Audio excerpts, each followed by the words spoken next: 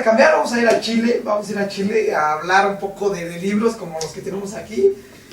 Vamos a hablar en esta ocasión, más bien nos van a platicar y van a presentar un libro que se llama Chile y Darwin, la respuesta al evolucionismo desde 1869. De Darwin, sí, una relación, de Darwin, una relación ahí con Chile. Esto lo vamos a ver, un trabajo realizado por nuestros vicepresidentes chilenos, Zenobio Saldivia y Roberto González Shaw.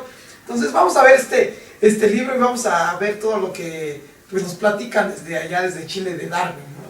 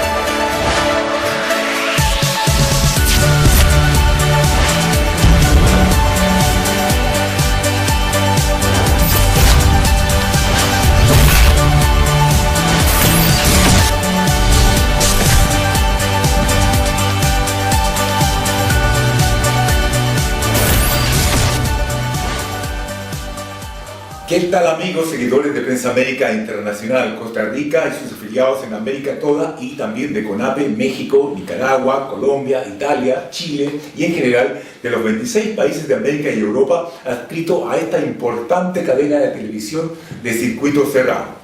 Hoy, desde las dependencias del Departamento de Humanidades de la Universidad Tecnológica Metropolitana en el mero centro de Santiago de Chile, vamos a platicar con nuestros invitados sobre un tema cultural, sobre el libro Chile y Darwin, la respuesta al evolucionismo desde 1869, de los autores Guillermo Latorre de la Universidad de Indiana del Sur, en Estados Unidos, y de este servidor, Zenobio Saldivia, de nuestra querida Universidad Tecnológica Metropolitana.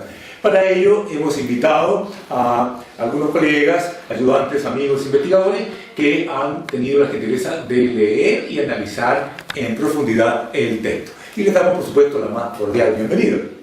Héctor Patricio Leighton. profesor de Historia de la Pontificia Universidad Católica de Chile, aquí en Santiago, investigador, autor de algunos artículos relacionados con la historia de las ideas, como por ejemplo uno sobre el historiador romano Plinio el Viejo, y también trabajos sobre historia de la ciencia, como por ejemplo artículos sobre Copérnico, y uno sobre Malespina, y otros sobre el Observatorio Nacional de Chile, en Colombia también, etc.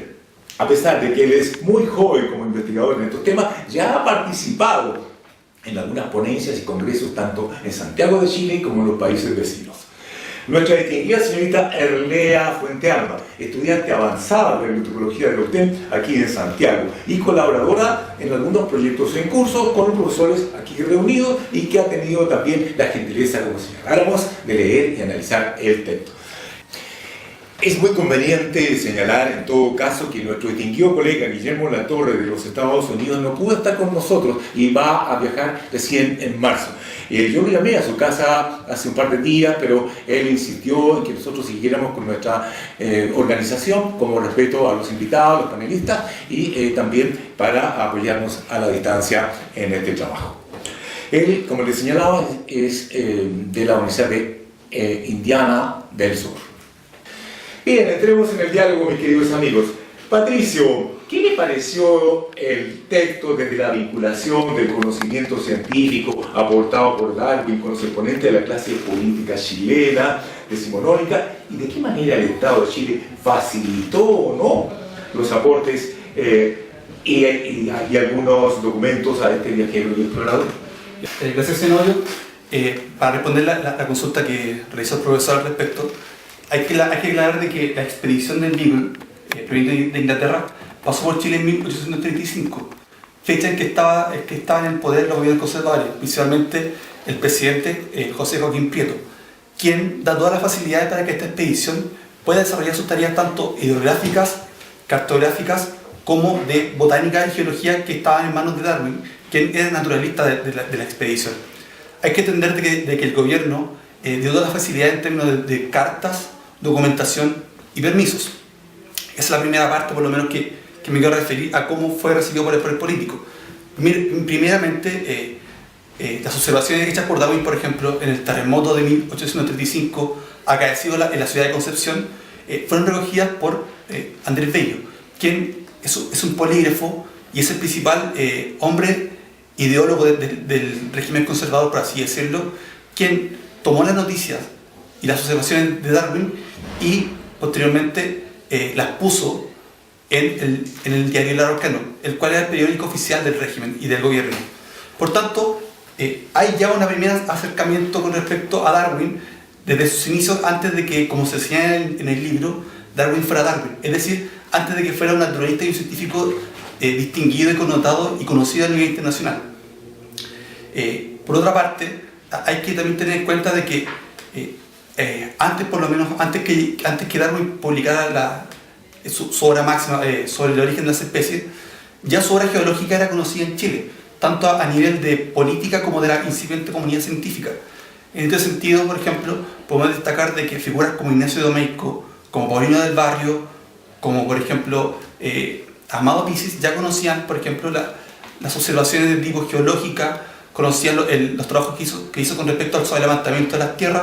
Por tanto, Darwin, antes de la llegada de la idea evolucionista, ya era conocido dentro, por lo menos, de la clase política chilena y dentro de la élite intelectual del país. Con respecto a lo que se señala en el libro, las ideas darwinistas, sobre todo evolucionistas y transformistas, como también se señala, fueron recogidas por parte de la élite política y asimiladas, pero principalmente por el ala liberal. En este sentido, por ejemplo, en el libro se trata de que personajes intelectuales y personajes políticos, como la talla de Diego Barcelana, Valentín Letelier o incluso José Víctor Villastaria, fueron partidarios de tanto de las ideas evolucionistas, como también fueron defensores también del transformismo y sobre todo lo utilizaron como una especie de crítica y ataque hacia la Iglesia. En este sentido, hay que recordar de que Diego Barcelana era miembro del Partido Liberal, ocupó cargos políticos, también ocupó cargos educacionales como rector del Instituto Nacional. Valentín Letelier fue diputado de la República, fue senador, también fue un político, fue ministro, también ligado ideológicamente a la liberal, mientras que Valentín Letelier es un radical, es decir, una persona, un partido que siguiendo un poco las ideas de Timothy Scalis estaría a la izquierda del espectro político, y quien también tuvo ciertos conflictos con la Iglesia con respecto al rol que ésta debía cumplir en la sociedad civil. Por tanto, podemos ver de que hay una parte de la política chilena que recibe bien las ideas de Darwin. Ya por lo menos ya hay un conocimiento de tanto del autor de la teoría de la evolución, tanto a nivel cultural, y esto también tuvo esta repercusión de tipo político. Gracias, mi estimado investigador. Bueno, creo que antes de compartir con Herrera Fuentealba también es conveniente comentar un poco desde una perspectiva global de qué trata este libro, ¿no? En realidad fue un esfuerzo que partió a fines del 2011, 2012. Recuerdo que en enero del 2012 vino Guillermo Latorre a mi oficina y quería trabajar en un artículo sobre Darwin y la reacción de la comunidad científica, principalmente católica, y trabajamos en eso. Efectivamente le agradecí la invitación, pero en ese tiempo era solamente un artículo que después lo publicamos, pero fuimos madurando y profundizando el tema. Y nos fuimos especializando también en la investigación. Por un lado me correspondió entonces hacer el seguimiento y un catastro de todos los científicos del periodo desde 1869 hasta el comienzo del siglo XX, para estudiar entonces la postura que ellos iban a tener en relación a las tesis evolucionistas. Y por su lado, mi estimado Guillermo Latorre empezó a trabajar la reacción desde el punto de vista puramente intelectual de los pensadores y vinculados a la Iglesia Católica, especialmente a la Iglesia Católica.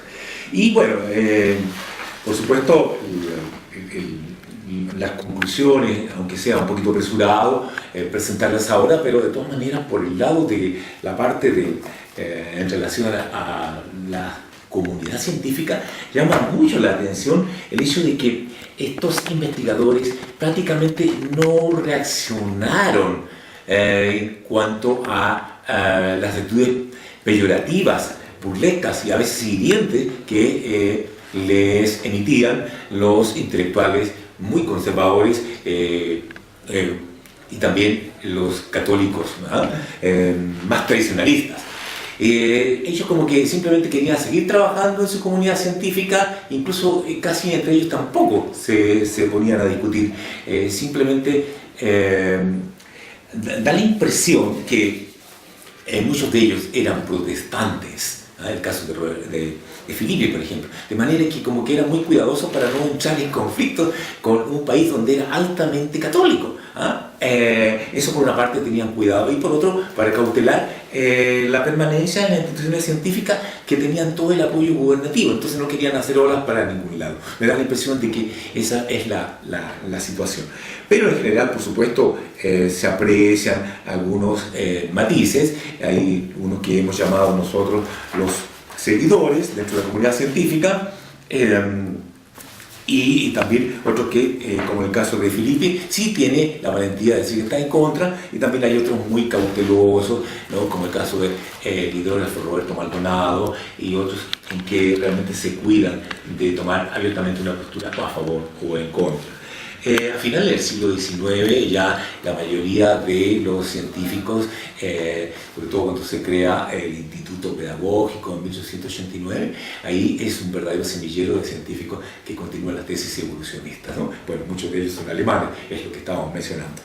Sin embargo, los que sí reaccionan fuertemente es lo que ya estaba señalando Patricio, o sea, los polígrafos, los hombres que se mueven entonces entre las humanidades, las ciencias sociales, la política, y que escriben con facilidad de temas tanto culturales, ideológicos y científicos, ¿no? Ellos sí que tenían, como por así decirlo, la valentía, la fuerza para reaccionar ante los planteamientos de los más conservadores, de los católicos más tradicionalistas. Es el caso de Diego Rosanana, Valentín Letelier, que tú dijiste, José Victorino Lastarria, gente que tiene una gran soltura en temas de comunicación y en temas de estudio. Entonces no tenía, además se sienten cómodos y tranquilos, así que ellos son los que más reaccionan con firmeza.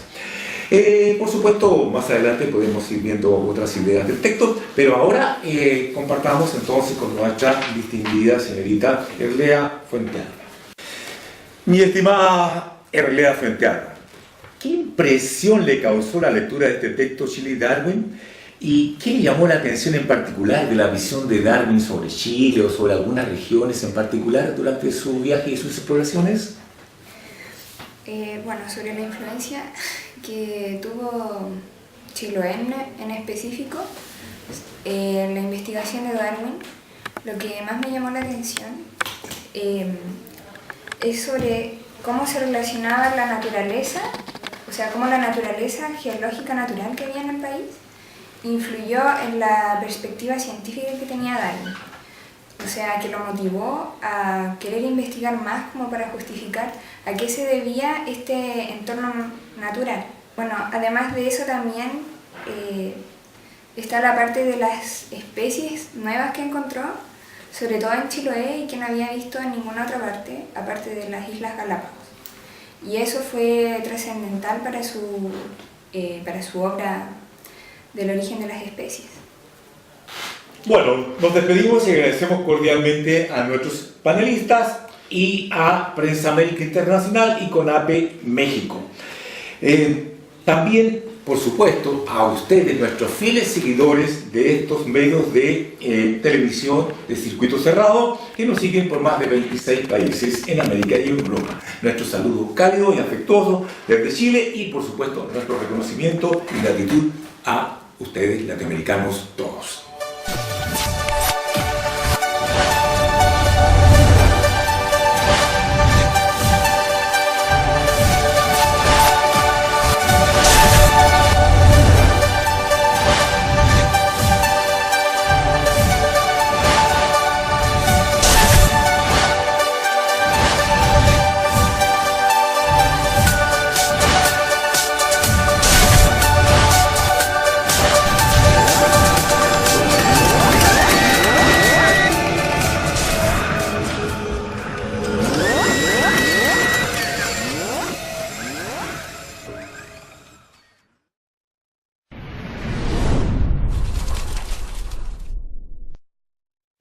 Queridos compañeros de la CONAPE, es muy satisfactorio para mí invitarles a la segunda asamblea, pues ya no nacional, sino mundial, de la CONAPE, que se va a verificar en agosto de 2015 en Bogotá, Colombia.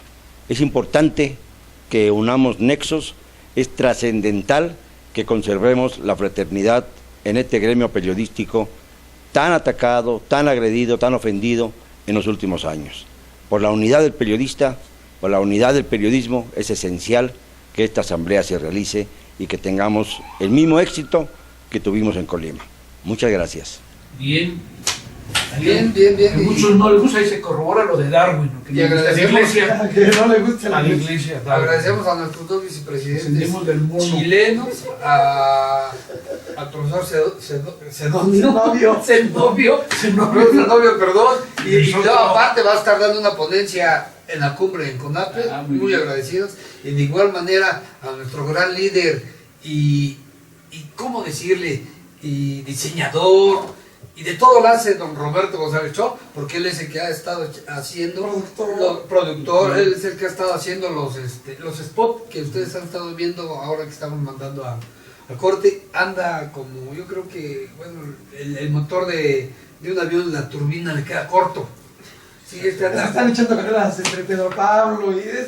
Qué bueno que los vicepresidentes de CONAPE estén echando carreras a ver quién va más rápido, ¿no? Va más rápido, llegan más rápido a la cumbre, ahí estaremos con ellos, ahí nos saludaremos personalmente, nos sacaremos ahí 2-3 fotos y a ver qué más, Unas 200. qué más Sí. podemos sacarnos, ¿no? Bueno, como Cristian veo que da más pura noticia internacional, yo me regreso a México.